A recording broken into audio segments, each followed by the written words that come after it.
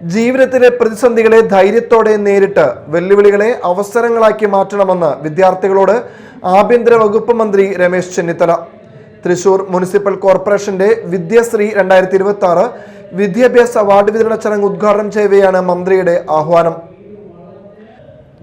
Thrissur K Karunakaran സ്മാരക town ഹാളിൽ നടന്ന തൃശൂർ മുനിസിപ്പൽ കോർപ്പറേഷന്റെ വിദ്യാശ്രീ 2026 വിദ്യാഭ്യാസ അവാർഡ് വിതരണ ചടങ്ങാണ് വിദ്യാർത്ഥികളുടെയും രക്ഷിതാക്കളുടെയും സാന്നിധ്യത്തിൽ ശ്രദ്ധേയമായത്.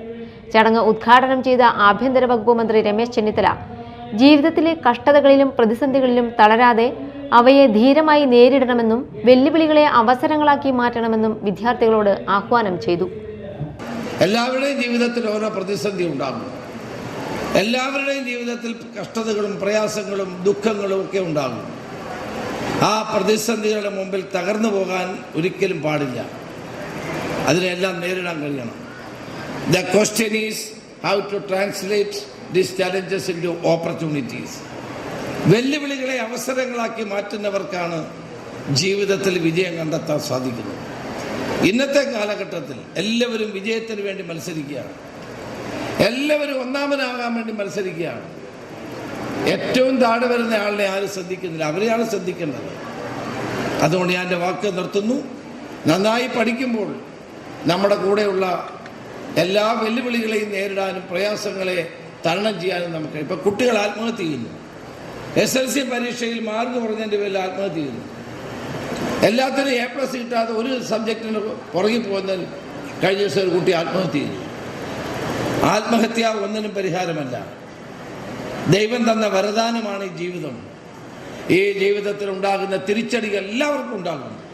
ലോകത്തുള്ള എല്ലാവർക്കും ഓരോ തരത്തിലുള്ള തിരിച്ചടികൾ ഉണ്ടാകും. അപ്പോൾ നമ്മൾ ജീവിതം അവസാനിപ്പിക്കുകയല്ല വേണ്ടത്. നമ്മൾ കൂടുതൽ ആവേശത്തോടെ വിജയങ്ങൾ നേടിയെടുക്കാൻ വേണ്ടിയുള്ള പരിശ്രമമാണ് നടത്തേണ്ടത്. ആത്മഹത്യ ഒന്നിനും പരിഹാരമല്ല. വിജയത്തിനായുള്ള മത്സരപ്പാച്ചിലിൽ പിന്നിലാകുന്നവരെയാണ് സമൂഹം കൂടുതൽ ശ്രദ്ധിക്കേണ്ടതെന്നും പരീക്ഷകളിൽ മാർക്ക് കുറയുന്നതിന്റെ പേരിൽ ജീവിതം അവസാനിപ്പിക്കുന്നത് ഒരു പ്രശ്നത്തിനും പരിഹാരമല്ലെന്നും മന്ത്രി പറഞ്ഞു. വ്യക്തമായ ലക്ഷ്യബോധത്തോടെയും കഠിനാധ്വാനത്തോടെയും മുന്നോട്ടു പോയാൽ ഏത് പ്രതിസന്ധിയെയും അതിജീവിക്കാൻ കഴിയുമെന്നും അദ്ദേഹം കൂട്ടിച്ചേർത്തു. മുഖ്യാതിഥിയായ യുവജന കായിക വകുപ്പ് മന്ത്രി OJ ജനീഷ് കേരള പോലീസിന്റെ ജനകീയ മുഖം കൂടുതൽ ശക്തിപ്പെടുത്താൻ ഓപ്പറേഷൻ തൂഫാൻ ക്യാമ്പയിന് കഴിഞ്ഞതായി അഭിപ്രായപ്പെട്ടു. Thrissur corporation mayor doctor Niji Justin അധ്യക്ഷത വഹിച്ചു.